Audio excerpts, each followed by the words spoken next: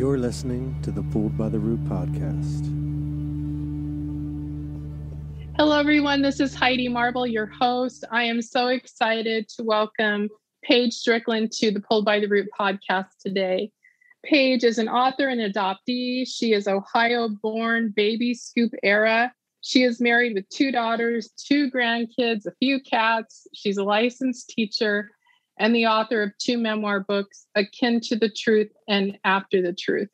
Paige reached out to me through our submissions on our website via Janet Nordine, the adoptee, who is also a therapist and just an incredible human being. So I'm so happy to be connected with you, Paige, and be able to have this conversation with you today. So welcome. Thanks, Heidi. Glad to be here. Well, Paige, I think one of the things when you submitted that really stood out to me is you said, adoption is the gift that keeps on giving. So before we get into your adoption story, let's just break the ice with that. Sure. How do you define that? I mean, I think I know, but. Well, a lot of times you think the story's finished and then it's not finished. So it's just that things can keep happening even after years of having gone through all of the processing, from the day you find out you're adopted to the day you decide you're going to start searching to the day you find people and make connections with them, and years later, and stuff can still pop up. I've had other missing relatives pop up, and it's pretty cool. And so I've been on the giving and the receiving end in that kind of way. It's great. And somebody says something, and I hesitate to use the word trigger because I think it's overused sometimes, but it makes you think of something. Somebody, I don't remember honestly whose podcast it was, but somebody used another word besides trigger. I think it was activate or energize or something that they used. And that kind of stuck with me. I was listening to it a couple of weeks ago while I was driving, and it's another word that you can use. It doesn't necessarily have a negative connotation like trigger does, but it still is one of those things that kind of should go, whoa, yeah, uh-huh. No, thank you for sharing that, because I think, language is tricky and it's hard to try to figure out what the right definitions are. So I think it's always evolving. So Paige, can you take us back, if you will, to your adoption story for those that aren't aware of it? What can you tell us? Can you take us back to that moment in time when you were relinquished? Yeah. Of course, I know nothing about it in the sense that I was a baby. So I have no memory of anything other than living with the parents who raised me. And, it was, for all purposes, a good experience, as good as these things can get. Everybody's human, so we're not perfect people, but, it was on the good end. And, I don't remember a day where somebody sat me down and told me I was adopted. I've just always known. So there must have been a day like that, but I couldn't tell you anything about it or what I was wearing or where I was or anything like that or who said it. I don't recall that I found out, say, through a negative way, like some cousin or somebody saying something. So I've just always known. And even as a little kid, though, it's not that I didn't like the family I was raised in, but I didn't like the fact that I was adopted, that I didn't come into a family the way everybody else came into their families. I would have been fine if I'd been born into the family that raised me the biological way, so that's, some people don't even want that. I would have been fine with that if that's the way things had worked out. But, I just didn't like, and growing up in the 60s, in the 70s, and the early 80s, that was just one of those things that it was a big stigma. It was a don't ask, don't tell kind of thing. And it was another kind of closet to be in.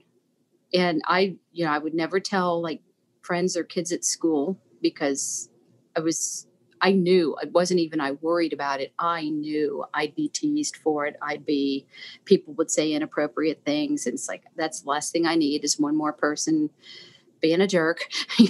Kids get mean and kids get inappropriate sometimes. And they don't even realize it sometimes, but they do. And the parents, adults say dumb stuff, as we all know, all the time. And they may or may not mean it in that way, but it comes out to us because we know.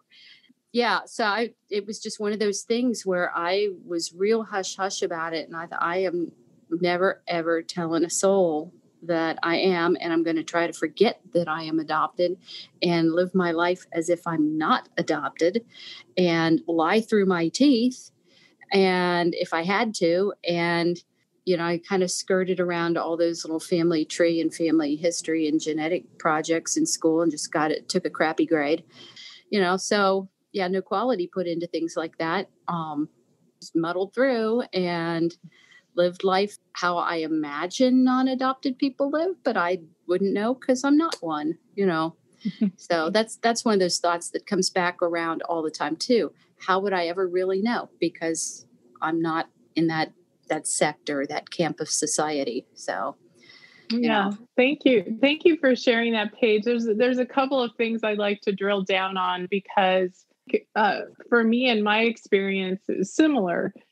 I really felt apart from, and I wanted to be part of, I love my grandmother's pictures, and I wanted that to be my family so desperately. I wanted my blood to be their blood. I wanted to be able to look at them and say, we are part of each other in that way.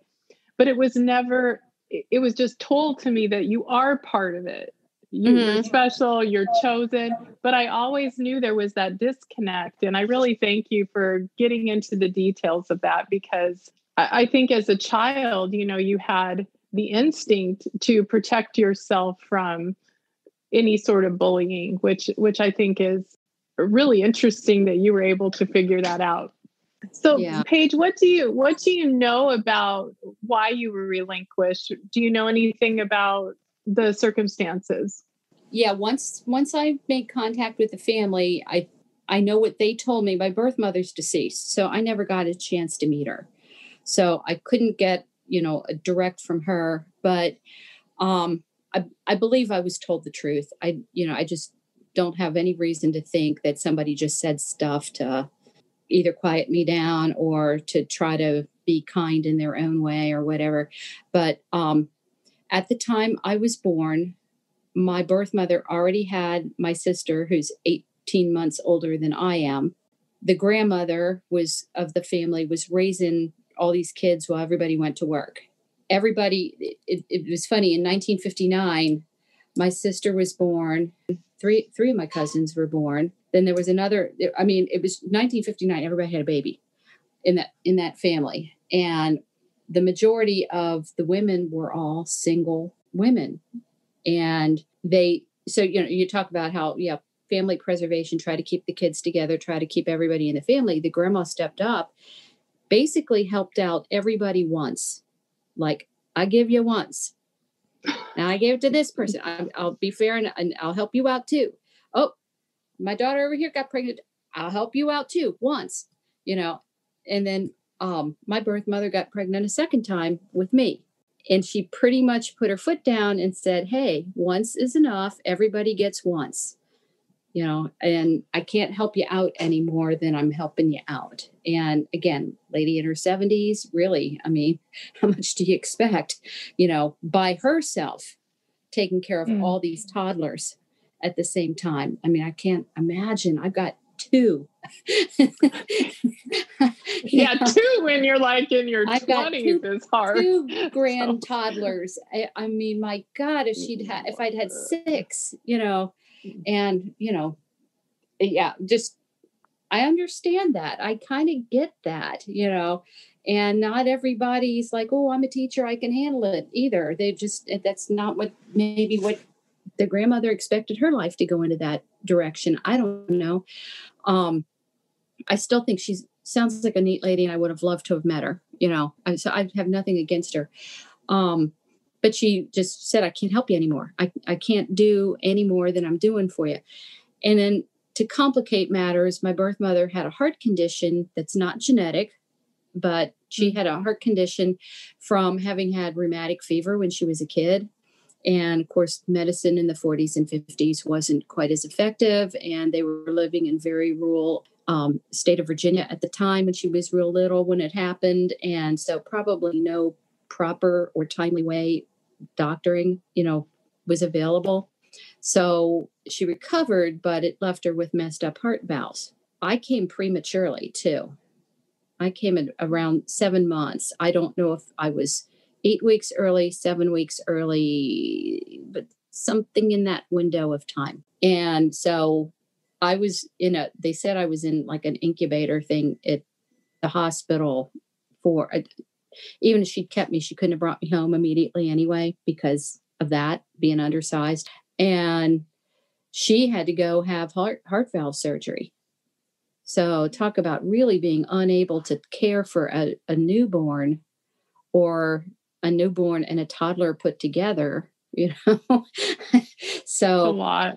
So it was a lot. And my birth father, he didn't want to marry her. That was that option. Yeah, I think she maybe had the hope in her mind that maybe he would marry her. He'd come through for her. That did not happen. So option number 1, grandma. Option number 2, being able to handle it herself. Nope. Option number 3, birth father, step up. Nope. So she was out of options. Wow, Paige. Wow, that's an incredible story. And before we pushed record, we were talking a little bit about the complexities of reunion. And when I looked at the amount of decades that you've been in reunion, there has to be so much value in your experiences. If you can share with everyone what that was like for you, what advice you would give to people searching, I just wonder if you could expand on your experiences. Let's see. Well, I kind of went into it real slow. For a long time, I was just in that I'm not adopted mode kind of thing. My husband knew. That was the only person that knew. And that's kind of like, well, I kind of have to tell him, because if we have kids someday, that's not a secret I can keep there. But I don't want to be treated differently. I don't want to be looked at sideways. I don't want to be told to be grateful, or isn't that special, or I don't even want to start up with that. So no, we're not gonna, this is a dead conversation. So, and I was also at the time in Ohio convinced, although I didn't know it for a fact, but I was convinced it was impossible to ever find her or find anybody in my biological family, because it was a closed adoption. What I did not realize until I watched a TV talk show was it's a closed adoption, but when you're, I don't know if it was 18 or 21, my records were open.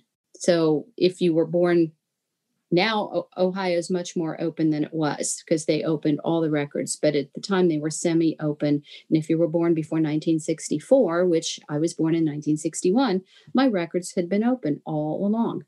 Wow. The closed adoption, it was really only closed until you became an adult. My parents that raised me did not keep up with the laws. They did not, people hear what they want to hear, see what they want to see, read what they want to read, and so forth. And they believed closed meant closed. And that was the end of that. Then I found out otherwise from watching a TV talk show. And my husband said, well, then don't you maybe want to at least get the papers? Just to have the papers? I mean, what could that hurt to have the papers? The more I thought about it, the more I thought, yeah, those are my papers, man. I want those papers. So $20 certified check, send it off to Columbus, Ohio, and 3-4 weeks later, I get a big fat envelope back with all the papers in it. And I'm sitting at my kitchen table looking at the paperwork and seeing like my dad that raised me, his signatures on a bunch of papers. And it's like, oh my God, yeah, there's my dad's handwriting. There's his name, and then I felt like somebody was watching me, like I knew, like when a kid does something bad and they know they're doing something bad, but they're going to do it anyway. It was just real weird how it felt like somebody was watching me the whole time while I was going through all those papers. And I had to go through them more than once. I had to keep rereading them and then put them aside and then pick them up again, whether it was a couple of hours later or a couple of days later, and reread them again. And I was in the middle of a school year, so there wasn't much I could do until school let out. Just had to get through my job. It was before my kids were born, but I still just was too busy with life until school let out. That this is my summer project. This is what I'm going to do. I'm going to work on this and see what more I can learn from these papers. So I had a couple of months to mull it over and think about that and get ready for summer. And then I kind of hit the ground running in June as soon as school let out and started local at the courthouse downtown. And my birth mother took a long time to find. Still within the summer, I found everybody. So it happened fast, considering it was the 80s, right? It was 1986, 87. But my birth father, I found him in 3 days. And so I had a fast experience and I had a slower experience in that way. But once I figured out who he was, I was lucky. His name was on my birth certificate. That doesn't happen that often, but I got a lucky break there. And he was local and he never moved. And he married someone else, but he lived in the same house for 50 years or whatever. He never moved. But I didn't go knocking on any doors or anything. I was terrified to do that.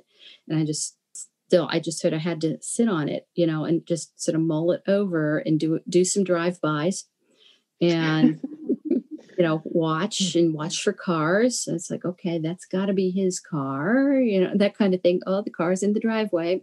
He's there. He's somewhere in that house. He's there, and there was one day I saw another car pull up in front of the house and I was doing a drive-by and a girl with really long dark hair got out of the car holding a baby and walked across the front lawn up to the front door. And it was one of my sisters. And the other thing I did, because he lived locally and that was what I had, his name, and he lived locally and didn't change much. So I had a lucky break there finding him. And I knew where his kids then went to high school because that's the only place he ever lived. So I knew what school his kids went to. So, and at the time, of course, it's so different now. You can't just randomly walk into somebody's high school and go to the librarians in there and say, I'm doing genealogy. Do you have some old yearbooks I could look through? Because now they think you're a creep. But at the time I could get away with that. And they were like, sure, honey, right over there. You can sit over here at this table here. There's all kinds of yearbooks. And so I start going through them and I found, pictures of two of my sisters, of his other daughters in the yearbooks. So, and then I went to the public library and they had old school yearbooks and found my birth mother and her sister in those yearbooks with all the old black and white pictures. Yeah. Oh, Paige. So you actually saw images of them before you met them. That's incredible. Yeah. And of course, black and white images don't do much justice. I mean, they can, but they're informative in other ways, but I couldn't see much in the pictures. I was like, okay, well, that's her because that's what the names across the bottom and the way the numbers. Yeah, that one's her. But yeah, so I found my birth mother and her sister in one set of yearbooks. And then I found my birth father's two of his daughters in other sets of yearbooks. And I made Xerox copies of all these pictures so I could have my own. And so I kept a little binder, and I had all the pictures in there and I had a divider for birth mother, birth father in there. And then anything else that I came across, I was collecting articles. If it was even famous people or that were adopted or famous people who adopted, just keeping this little scrapbook thing. This is my, and then there was a section for my paperwork, right? My original birth certificate, my name change document, my decree of adoption was in there, and with all my parents' signatures on it and everything. And I kept having to go back to the downtown library to try to track my birth mother because her name, we used to have these things, I don't think they exist anymore, called crisscross directories. And you get into these things and they would have old phone numbers, old addresses, and even workplaces for people. You could you pull out the one for I'm just throwing numbers out, 1970, right? Pull that out and you look at that and you find, if you have names, you find them alphabetically in there. And then there they are. Now I've got to pull out the 1971 one to see, and I was tracking people through that and just keeping a list. She dropped off the names. All of a sudden she wasn't listed on there anymore. So I didn't know where she went. It'll also list the name of your spouse. So I had that. And she did marry a guy, but not my birth father. Yeah, I kept looking. And then I found the guy she was married to listed, but not her name. That doesn't make any sense. I went over geographically. We're so close to northern Kentucky. I went over to Kenton County across the bridge into Kentucky to check records over there to see if maybe people moved back and forth. My mom and dad that raised me grew up in northern Kentucky and got married in northern Kentucky and ended up living in Cincinnati, Ohio. So there's a lot of us here that have stuff in the courthouse over there. So I did find my birth father's marriage record to the wife he actually married over there. So it's like, okay, I found something over there. So that's one piece of advice is if you border up to another state, the possibility of something going on in a border state is very possible. So always check for things like that. Don't forget about that. But all I found really from going over to Kentucky was, okay, I found a little piece of him, but it doesn't tell me much. It just tells me who he married, when he married her, and, that kind of thing.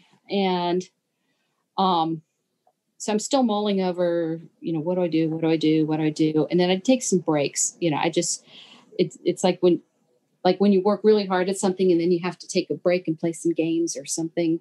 Just mental break. Brain break, and because these are very overwhelming, weird feelings. If you're going through this, and obviously there's like a first time, and then it's not like, I've done this before. There is nothing like this that you've ever done before, when you're searching for people like that and you're going through all the, what are they going to think of me? What am I going to think of them? Another big advice thing is go in with your eyes open, but your mind open too, because you don't know who or what you're going to find. They may or may not know you ever existed. And so if they're in denial because they've lived their whole life that way, it's kind of like the way I was in denial of being adopted for so long, that I think at some point in my life, if somebody had come up to me and said, hey, I'm related to you, I'm your biological blah, blah, blah, I would have said, no, you're not. Maybe that's sometimes what they're going through, long story short, I found out, I found my birth mother's husband living locally, and I had a current address on him from those directories. And then I wrote him a letter and I just said, I'm doing family history. I'm looking for insert birth mother's name. And can you help me out? Just didn't even say I knew you were married or, because I didn't want him to know how much I knew. Sometimes that's a strategy too, is don't let people know you know so much because they'll think you're just a creeping weirdo. You don't know. You might run into people that are very secretive and very private. They don't want you to know certain things about themselves or, so here's my address. Here's my phone number. Love to talk to you. And he wrote me back and said she passed away in 1976 in Long Beach, California. And he had his phone number written on there. So, okay. So I called the guy. And then I talked to him and he had a current wife. He'd remarried. And we talked over the phone.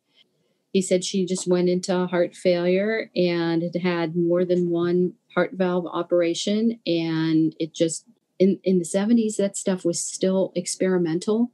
And, had she been able to last 10 extra years, the valve replacement thing would have been much more like, oh yeah, we got this, we do this every day, but people like her are the reason why other people go through something similar and live. She was sort of in that way ahead of her time and kind of a front runner for other people maybe. So that's the way I have to look at it. And she was only 36. That's what sucks. Oh my So, gosh, yeah. Paige, that's such hard news to take Yeah. in, you know. Yeah. So she had my sister that was 18 months older than me. And then when she had remarried in California, she had another daughter she's 13 or so years younger than me. So, and then my youngest sister was about 3 when our birth mother died. Oh, Paige. And my youngest sister doesn't have a concrete exact memory of her either, just a few photos. You know, a childbirth if you've got a heart problem, childbirth is hard on your heart. So and especially then when they didn't know all the things they know today. So it's really difficult to find out that one of your parents has passed. I think, you know, to speak to your points about preparing, being open-minded, that you don't know what you're going to find, and you know, how do you prepare yourself for that? I like what you did. It seems like you went into investigative mode, into detective mode. You took it slow. You actually kind of wrote your history before you met the characters in person. And that seems like you took the time to really process through. And I think now it's more immediate. Like a lot of times, all you have to do is type something in, and you better hold on for dear life, because here comes the information. Here it comes. Yeah. Yeah. But there's a lot to consider. And, you know, I've always tried to keep in mind, you know, their points of view, because they've gone through it too, but in a different sense. Luckily, my birth mother was very upfront and honest with everybody she met about her life story. And my sisters knew about me. And of course, my youngest sister, who was a 3-year-old at the time that the birth mother died, my older sister told her everything, you know. And it's funny how all of us kind of functioned with you never know, someday the phone might ring, or you might get this letter in the mail thinking. And so they were prepared in that sense. I mean, you can only be so prepared anyway, but they were prepared in that sense that someday, in this you case, might come around in the mail. Yeah.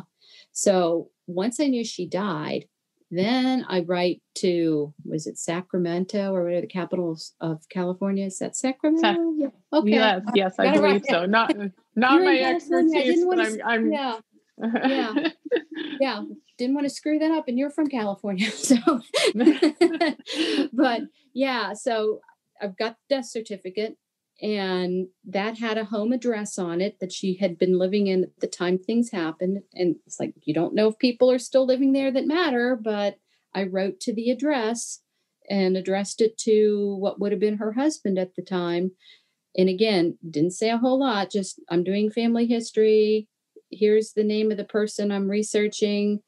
What can you tell me? And in the meantime, too, I met with the ex-husband that lived up here, that he'd gone to California with her, and then he came back. Mm-hmm. So they'd all gone.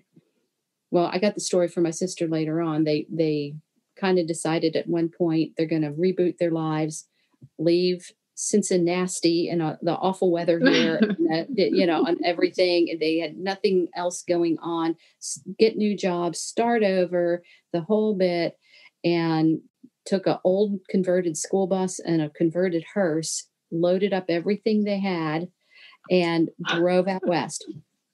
Drove from Cincinnati to Long Beach, California. Yeah. This is a visual. This is I know. My sister and I now we're like, we need to write a she said story. You know, her life path and that adventure, and mine, and how things came together. And, and then there's but wait, there's more, but that kind of thing.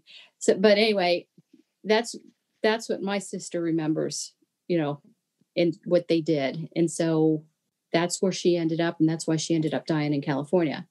Yeah. Well, it sounds like they got divorced, and he came back to Cincinnati and went, wow, what the hell? I'm going back home. And so he comes back here, and that's how I was able to find him and meet him. And he gave me a couple of photos, because he said, well, your sister Tammy has all the pictures, but I got a couple of them. So he gave them to me. That's amazing, Paige. Yeah. So you're getting all these answers, you're filling in all the blanks. Yeah. And how is that affecting you internally? Like, what are you going through? Are you feeling relieved or anxious? Like, are you feeling like I'm doing something wrong still? What's going on emotionally? Not feeling like I'm doing something wrong, but everything else. Yeah. I mean, relieved in some ways every time, and it's kind of like you open that can of Pringles potato chips and I'm just going to have a few. You go back. Pretty soon, you've got like this many left in the can, and like there's 3 left. You're licking the lid.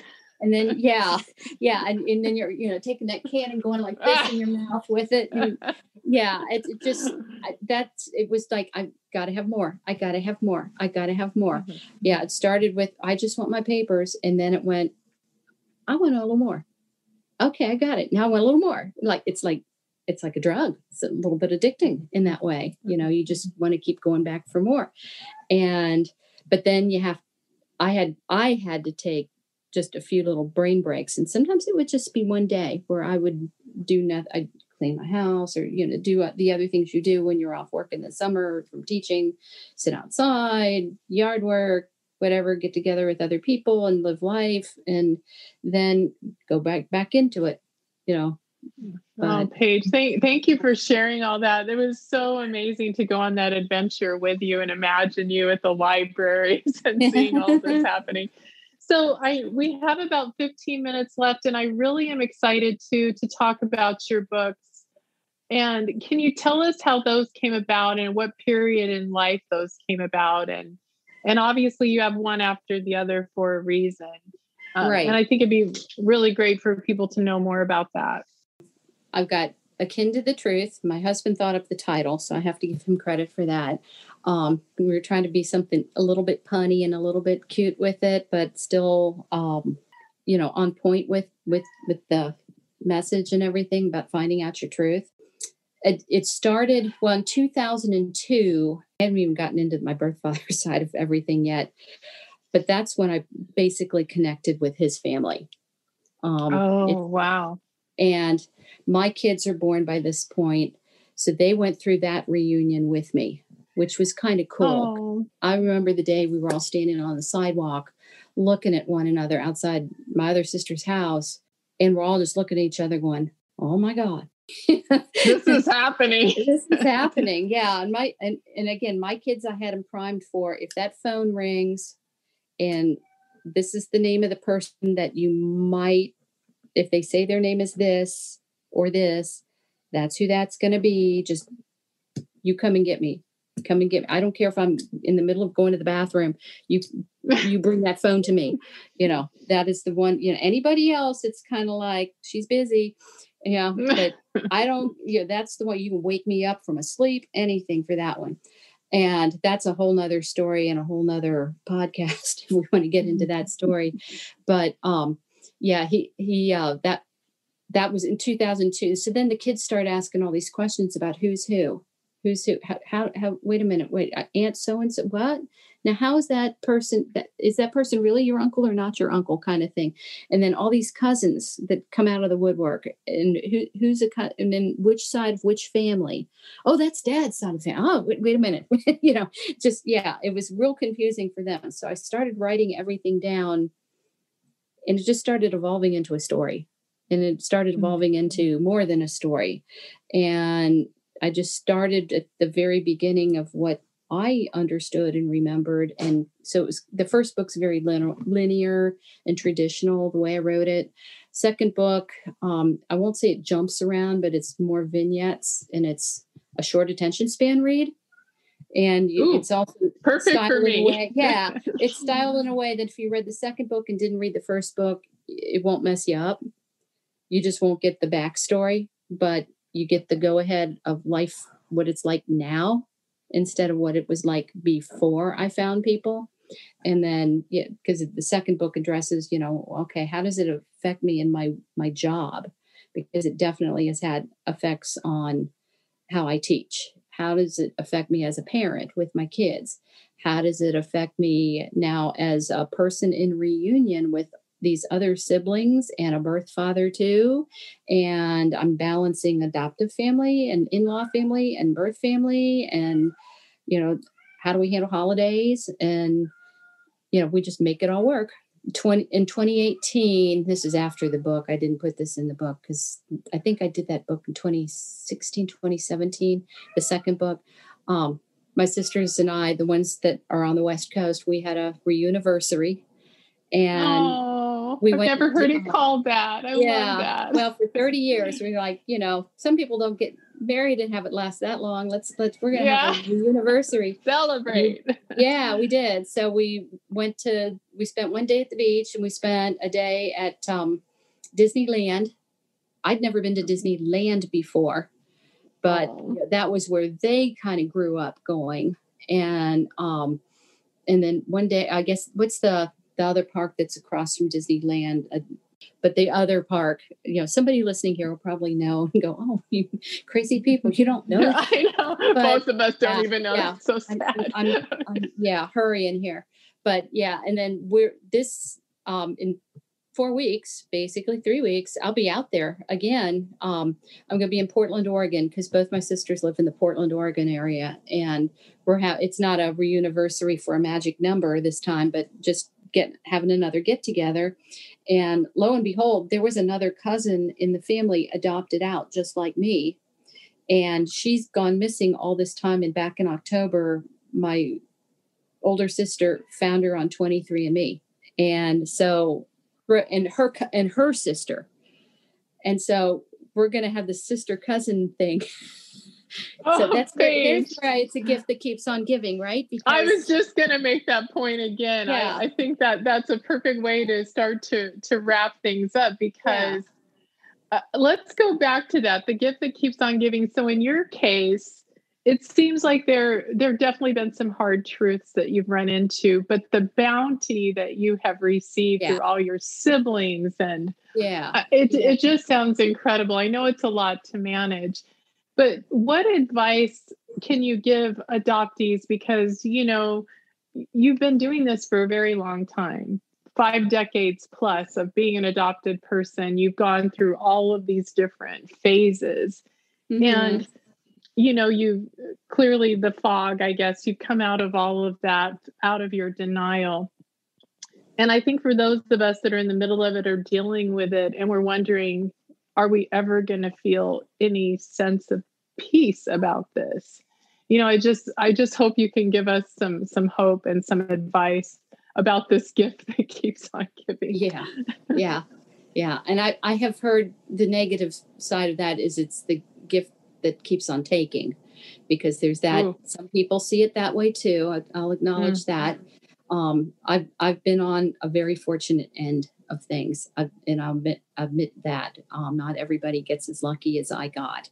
But it's one of the big things is just always consider what they might be going through too. It's not, we want it to be about us because we feel like, well, we're the ones that got denied this, or we're the ones that the law doesn't work for, and we're the ones that have to initiate a lot. But always know that they've got stuff going on too. They've got stuff going on in their lives, or they've had, maybe it's not adoption related, but they've had things happen to them that may or may not have happened to you had you been a part of that family, but just things going, maybe things just going on in their marriages or whatever, other things going on in their lives, and you happening in possibly by surprise. Maybe they haven't gone around thinking, well, one day the phone might ring, or I might get a letter in the mail, or I might get a surprise text or surprise Facebook. They might not be in that mode. I just happened to be in that mode. And I remember, talking to my mom that raised me, because she said, if I'd been adopted, I would have done the exact same thing you did. And I said, if for some reason, if there's a mystery kid out there of yours or dad's that I haven't been told about, let me know. I will be totally open and welcome them in. Not everybody's in that frame of mind. Not everybody's thinking about that, or they've been living in, let's say it's like kids that the parents never told them about something that happened to them before they were born or when they were in high school or something. And so these kids never realize that there's another sibling out there. And then they don't know how to take it. I mean, a lot of people wouldn't. I think that's really important because we do get caught up in our story and wanting to know. And I think, I definitely didn't consider any of that, Paige. And I think because of that, it created a lot more unnecessary pain. So I thank you so much because I think that's really, really solid advice. I've told my sisters too. I said, because they're close knit with one another and were before I ever entered the scene, and I said, I don't ever want to come between you guys. You guys were here first in your sense of the world. And I get that. So I don't want to it's like when you got that third friend or whatever, and then everybody gets mean with one another or starts telling secrets or whatever. I said, I don't want to get into anything like that. I don't want to get in the middle or, it's not that I don't care I don't want to get involved, but I don't want to come between people, and just made that clear up front I just want to get along. Let's just have fun times now, and we have a sense of humor, man. You got to laugh at stuff. Best advice ever. I think it's all so serious and so difficult, and to be able to have those humor breaks are as important as the brain People breaks. Are funny. Paige, I'm never going to look at Pringles the same again. So every time I say adoptees worldwide, let's go get a can of Pringles and just go for it. Yeah. Well, Paige, is there anything else before we go that you'd like to say? I can't think of anything super witty and wise or anything we haven't already talked about, but this has been great. I would like to jump in and just say thank you so much for your transparency, for sharing your story. I know it's going to be really helpful for a lot of people.